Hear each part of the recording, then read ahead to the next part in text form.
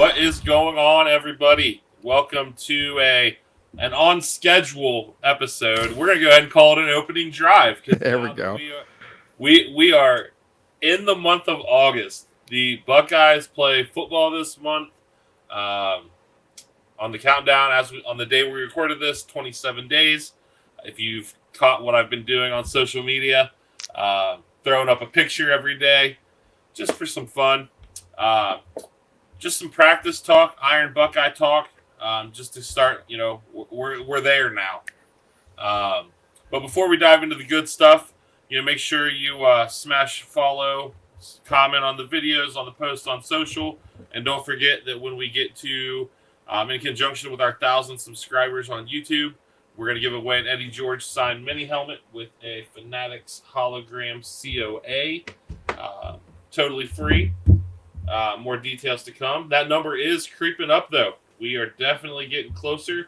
And with season coming, I think that will just expedite. So, yeah, absolutely, man. Let's hop into it. Something that I know is super important to you as a coach is a way to label your leaders. Yeah, man. So, Iron Buckeyes, you hear the term, and I thought it was great that they actually put out a true definition. And it is, you are an Iron Buckeye when you exhibit unquestionable training, dedication, determination, discipline, toughness, and leadership during the summer workouts. As a coach, what are you looking for to define those characteristics?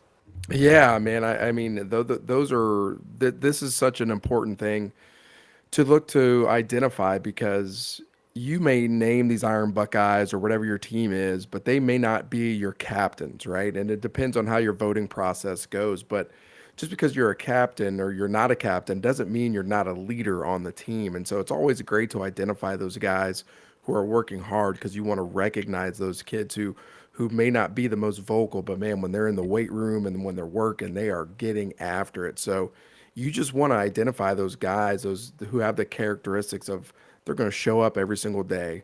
They're never going to cheat you and their teammates and their brothers on reps.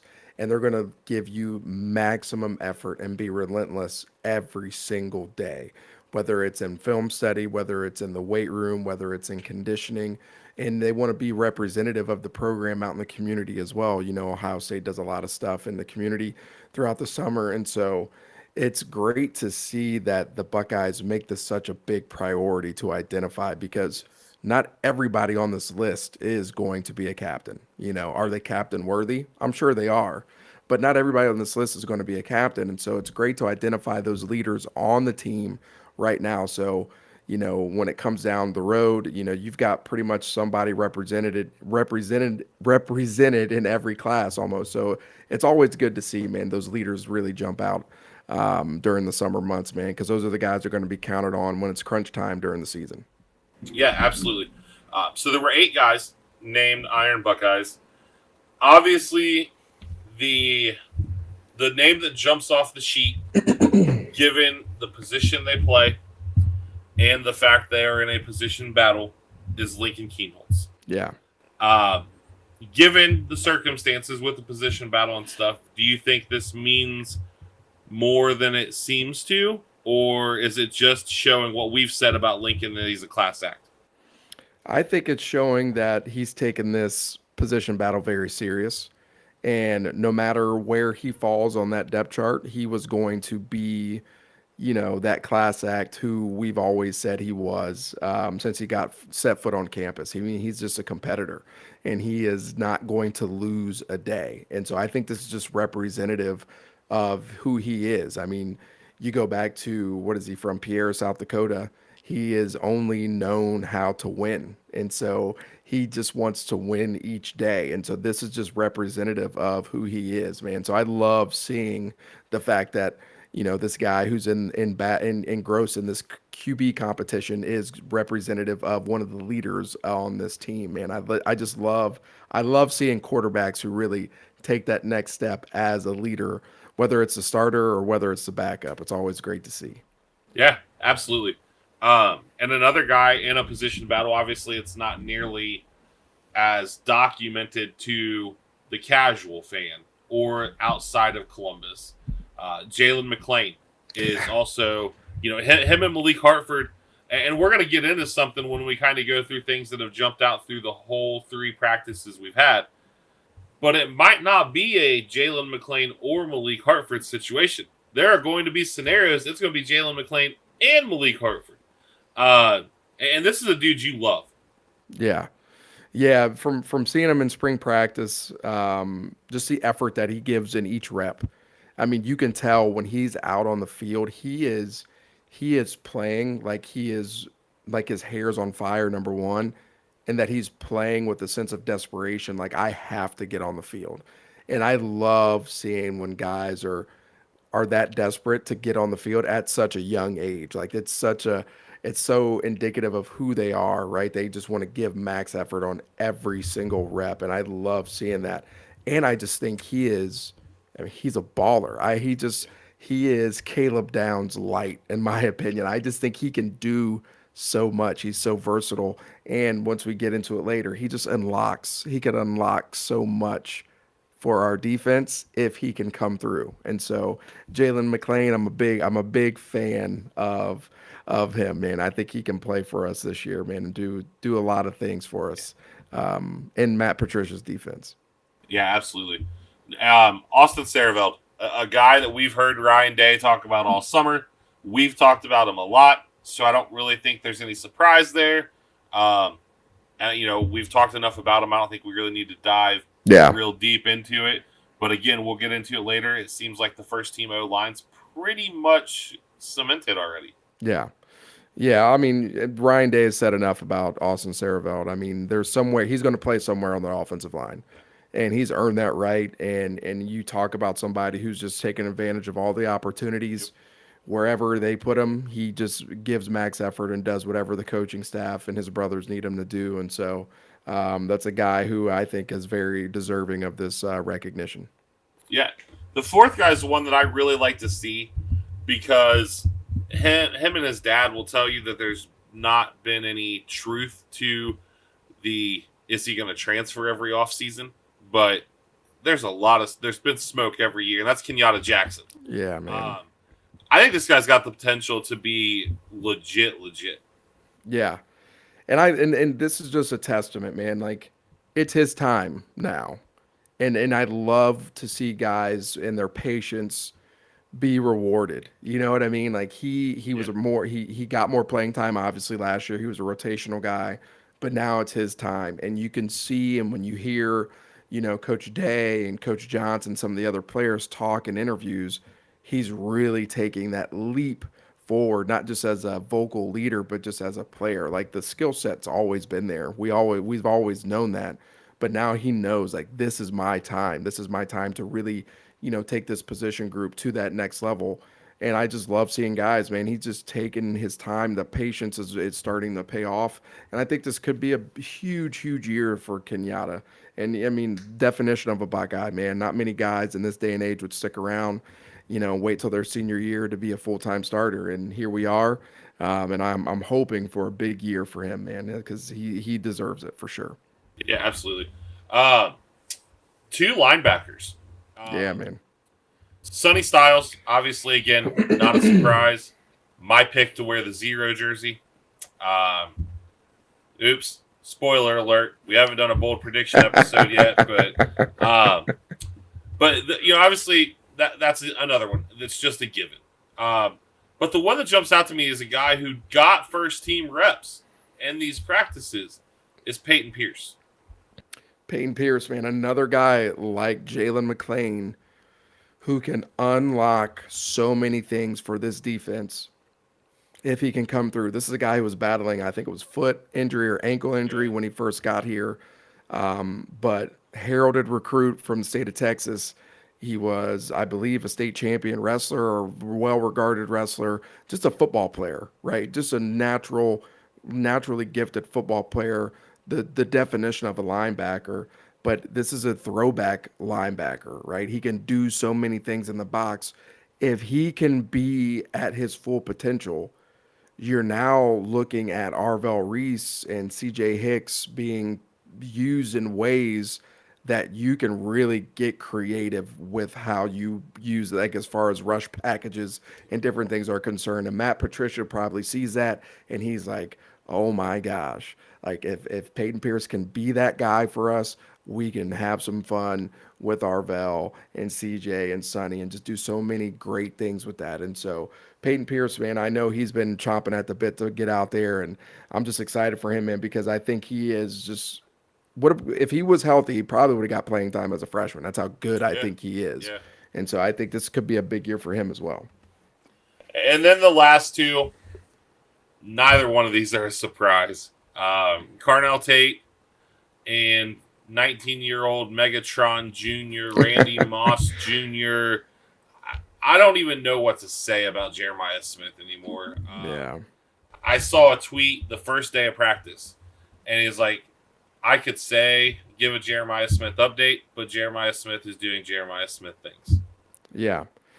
You know, it was funny. I was talking to our team the other day. You know, just talking to the guys about hard work, right? And you become a great program when your best players are your hardest workers, right?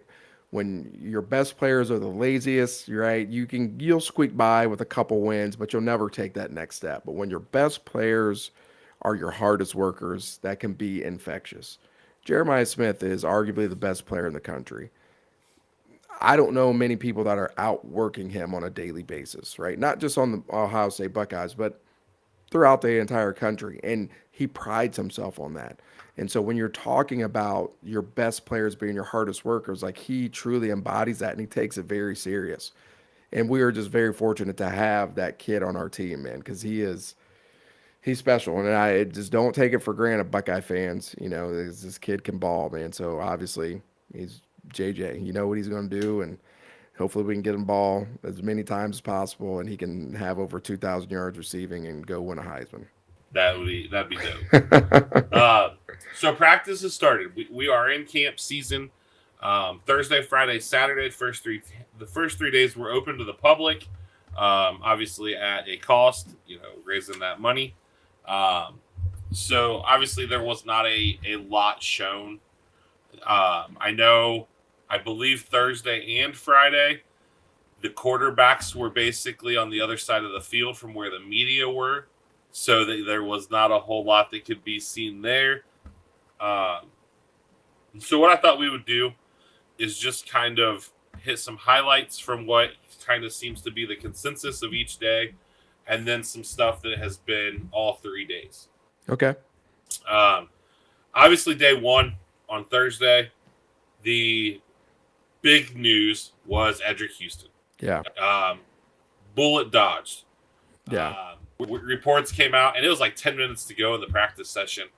And Edric Houston is not putting any weight on his leg. Nobody knows if it's a knee, if it's an ankle, what it is. And later that night, it came out that it's not going to be a long-term injury. He has not been back involved in practice directly. He has been at practice. He's been in uniform, doing mental reps, that type of thing. We have beat this horse after the portal closed. If there's one position you can't afford to lose a starter at, it's D-line. Yeah, we definitely can't lose somebody on on the interior defensive line. That's for sure, especially Edric Houston. I was just looking over the weights they released. You know, the roster. He's put on like 25 pounds since last year. Like you could tell when he was walking back out on the field the day after he got injured. Like he looks like he's put on some really good weight. But this is a guy that the Buckeyes are really going to lean on. You know, he's got to be a player for us. So whatever he needs to do to get healthy, we need him to do it. And so that was definitely a scare, but you know, hopefully he'll be back by week one. Yeah, man, we definitely can't afford to lose anybody on the interior because we will be very, very thin. But side note, one person that did get some love before practice started from Coach Day was Will Smith Jr. And I don't know if we talked about it on here in the previous episode, but I did love hearing that. So shout out to Will Smith, man. The other thing that jumps out to me, I think it was 11 Warriors reported this. And the reason it jumped out to me is because it's flashbacks to Will Howard. Now, obviously, this is not a quarterback. but this is a transfer that came in highly regarded at a position of need, and that's Bo Atkinson. Yeah. On day one, the 11 Warriors guys said that Bo Atkinson may have been the best player on the field. Yeah. That is what you want to see out of an impact transfer on day one. Absolutely. And Coach Day has said it so many times. Like, we're not just going to go get anybody. We're going to go Right. get people who are going to be impactful and that fit into our culture. And from people that we've talked to, from players on the roster, from what they've said in interviews, like, he fits into what the Buckeyes are. And so to hear and see those reports about what he is bringing already, it is awesome, especially at a position of need. And so, hopefully that trend continues because we're going to need him to really step up in that room. He's a big kid. He's a big dude. He's 265 pounds, so he could provide inside outside versatility. Obviously, you don't want to rely on him to be a three technique or anything like that on a consistent basis, but in pass rush situations, you can use him on the interior, which would be a huge asset. And so, listen, man, if he can continue this trend, that will be great, man. So I love hearing those things coming out of practice. That's for sure. For sure. Anything else on day one that you saw anywhere that jumped out? No, that was the Edric Houston thing was only the big thing that I was Yeah. concerned about. Once you sent me Yeah. that text, I was just like, oh gosh. Yeah, man. I saw that. I'm like, oh, you got to be kidding me. Yeah. And obviously, day one, quarterback battle. Like I said, the media was on the other side of the field. As with day two, there wasn't a lot of separation. There were things both guys did well. Day two, really the only thing I saw out there was that Turbo Rogers showed why they call him Turbo. Yeah. Bo Jackson started to look good, but you also saw that definitive pecking order with the running backs. That it's Peoples, it's C.J. Donaldson, and then it's Turbo, Bo, and Sam Williams. Or not, yeah. He removed one of the names. Okay, I did not know that. Yeah. And it's going to be and all three of them look good. Like, we have some serious running backs. Let me take a look here real quick because I don't want to mess it up since he did make that change. Yeah, I did not know that. That is good to know. Yeah. But it's great to hear Turbo he's getting up to speed that quickly, and you could tell that he was training before he got to camp because, geez, he is put together. Yeah, he definitely looks the part. Another guy who I saw, Samuel Dixon. Okay. So Sam Williams Dixon is now going by Samuel Dixon. So mental note there because I think he's going to play. Okay. He looked good. Yeah. And when he in flashes last year. Day 3 yesterday, Saturday. It's really cool because I actually know somebody that was there yesterday. The common consensus amongst X and media and all the guys who cover the team was Julian Sayin really showed you why he's Julian Sayin yesterday. They finally let the QBs kind of throw some deep balls, and he connected on a couple beautiful ones to Jeremiah. The person I know that was there actually had Julian Sayin third, behind Lincoln and Tavian. So it's really funny how with the quarterback position, everybody sees things different. Yeah, for sure, man. I mean, and there's so many things about the quarterbacks that people will love, right? When you watch Tavian, his arm strength is gonna jump out at you. And so you're gonna see that and you're gonna see the zip on the ball and you're gonna be like, boom, like, wow, that is awesome. Right. When you see Lincoln, his athleticism is going to pop. I mean, that is something you're going to see right away. And then when you see Julian, you're going to see that quick release. The ball comes out of his hands fast. And so those are things that are just going to pop out to you. And if you get fixated on one of those things, that might be the thing that makes you say like, oh, this dude had a better day because, he can throw the ball 70 yards in the air, right? Those are things that, you just never know. Like, you never know what's going to stick out to you. Listen, the quarterback battle, I think it's a true battle. I think Lincoln and Julian are it's the real deal. I think Lincoln has earned the right to be in this real battle.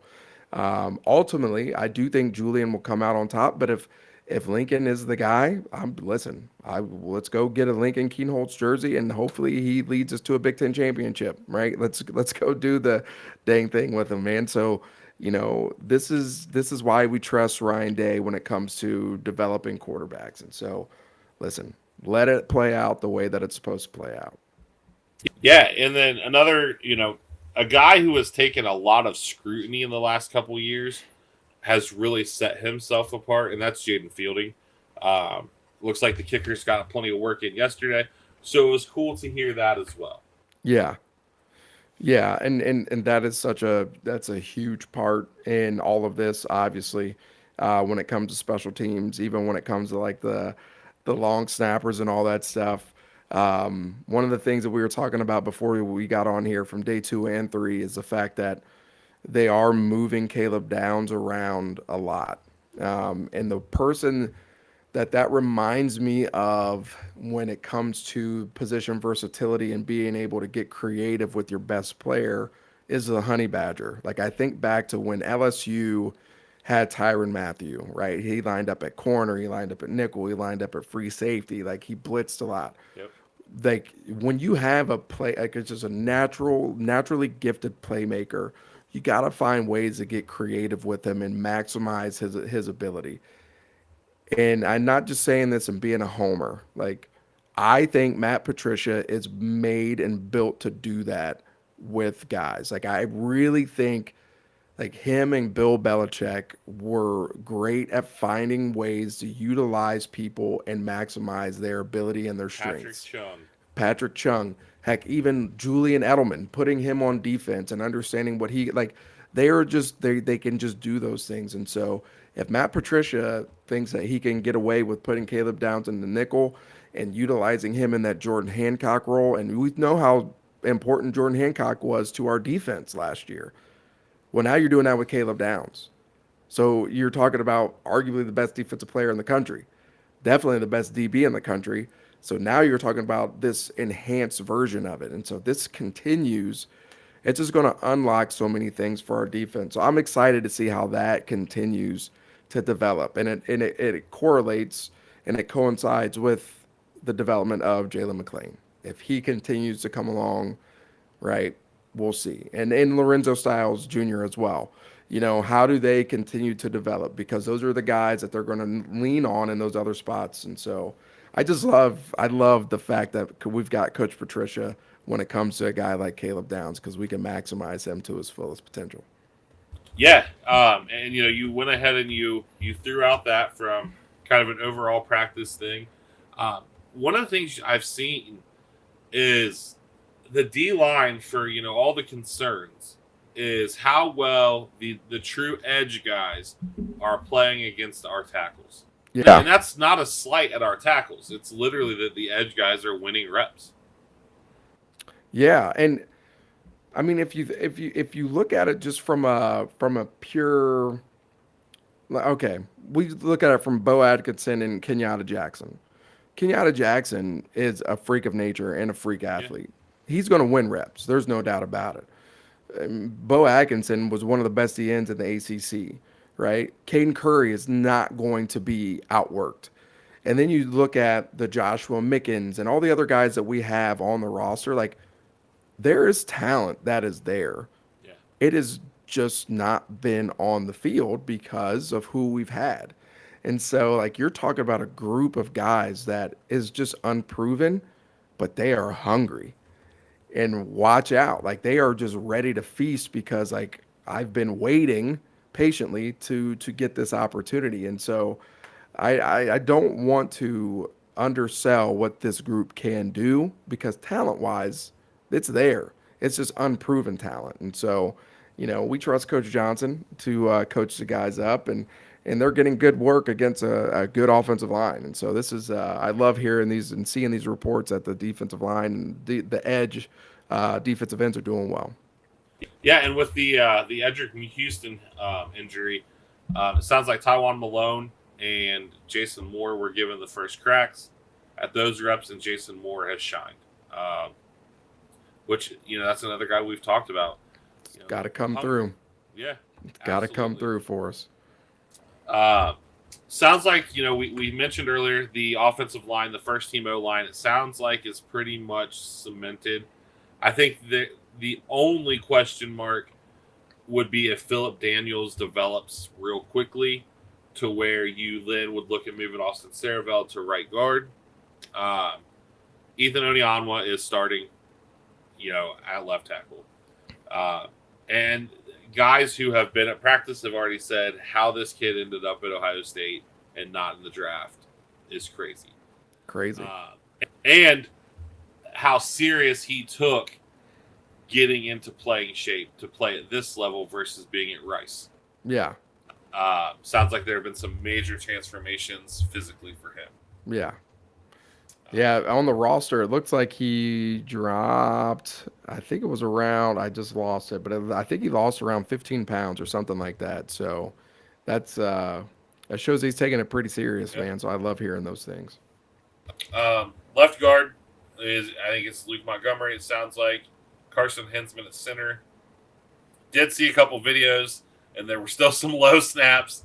But it's the first week. Yeah. Just like with everybody freaking out about the quarterback battle, it is the first week. Yep. Tegra Shabola has been taking the first team reps at right guard and Austin Saravelt at right tackle. Okay. So that is kind of that. I think anybody with speed and wears a skill guy number has taken punt returns. Okay. And it sounds like I don't see any reason that it won't be Brandon Ennis when it's all said and done, though. Yeah. And then tight ends. Sounds like the tight ends are going to be a problem. Yeah. In a good way. Not just Max Clare. I think a lot of people have forgotten that Max Clare is at Ohio State for one. Yeah. Yeah. I mean, Max Clare is going to be a receiving threat. I mean, Will Kazmarek is one of the best blocking, according, to Coach Keys, one of the best blocking tight ends in the country. Bennett Christian is coming back, and we got Jelani Thurman, and you know what I mean. Like it's just like there is a lot of talent in that room. It will be interesting to see how we utilize them. We did read that they were on full display in practice, and that the quarterbacks were getting them heavily involved in the passing game. So I love hearing that. I think with Max Clare, there is unlimited potential that we can really tap into when it comes to the passing game. I really think he can provide a lot for us, and so hopefully we actually follow through with getting the ball to the tight end and really utilize him more so than we have in the past. Yeah, absolutely. And then the last thing I want to talk about is something we have expressed a desire to see, is how much chippiness this team has. There were punches thrown already. There's been jawing back and forth. And obviously the guys who you're hearing are the biggest trash talkers. They're all guys that it's not really a surprise. IGB, Brandon Ennis, Jermaine Matthews, Aaron Scott's name's been tossed out there. I love it. I love it. I'm here for it.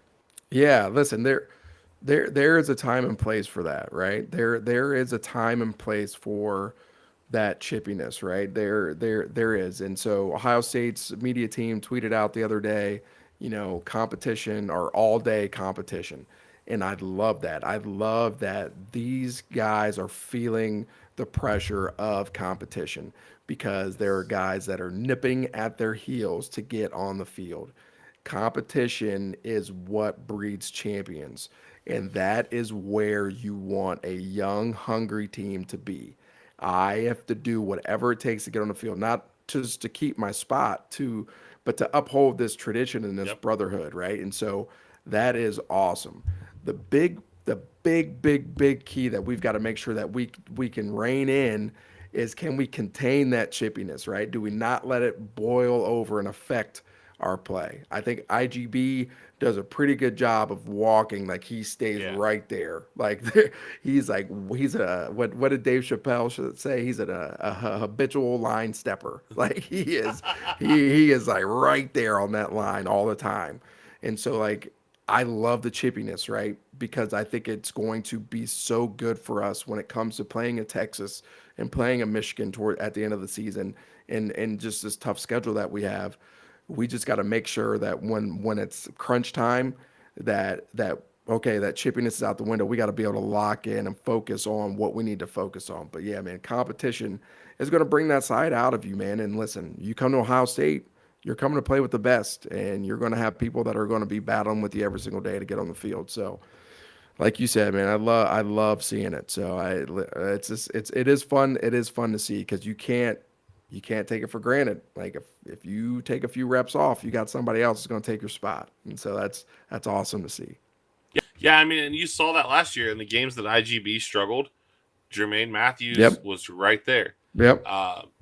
For as frustrated as Ohio State fans are currently with recruiting, this is proof that the world's not ending. That, yes, have there been misses? Sure. But you look at this roster. There are plenty of dudes on this roster, and it's going to be just fine. At the end of the day, you are Ohio State. You are going to have a chance to complete all of your goals. Yes, you start out with a banger. Week 1. You don't get to play Grambling State first. Instead, that would have been nice. But you schedule games like the Texas game for a reason, and that's to make you better. Yeah. Yeah, absolutely. It's gonna make you better. It's going to give you a test right out the gate. You're going to see right where you're at, and there's nothing wrong with that. And if you get smacked in the mouth, how are you going to respond to that? If you go out and get a huge win, how are you going to respond to that? Right? And so it is a true test right out the gate. And so I'm not going to complain about it. There's nothing they can do about it. Let's just go out there and let the Pats talk for you. Yep, absolutely. So yeah, we are, like we said at the beginning, we are there, guys. It's coming. It's going to be here quicker than we'll know. So obviously with that, we'll get back more on the regular recording schedule. You'll get your opening drive episodes, post games, kind of review that. You will get a before the battle episode to dive into the week ahead. Obviously these next couple weeks, you're going to get our game by game preview for the Buckeyes. You're going to get our CFP projections. You're going to get bold predictions, our superlatives, our breakout players and type of stuff like that. So that's kind of what's on deck. Like we said, don't forget to like the social pages. Facebook interactions have gone really up. I need to share our Pick'em group again. We're going to do it through ESPN instead of doing it on Facebook like we did last year. And then, subscribe to the YouTube, comment, like it. The algorithm is this close to liking us a real lot. So keep doing that for us. And I think that's all I've got. That's it, man. All right. Well, with that, we will see you guys next week.